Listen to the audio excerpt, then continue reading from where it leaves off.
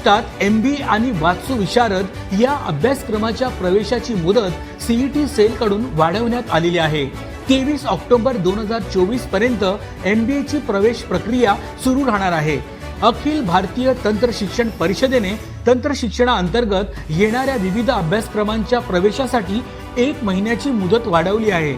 यामध्ये प्रथम वर्ष आणि द्वितीय वर्ष लॅटरल प्रवेशाची मुदतवाढ विद्यार्थ्यांना मिळालेली आहे।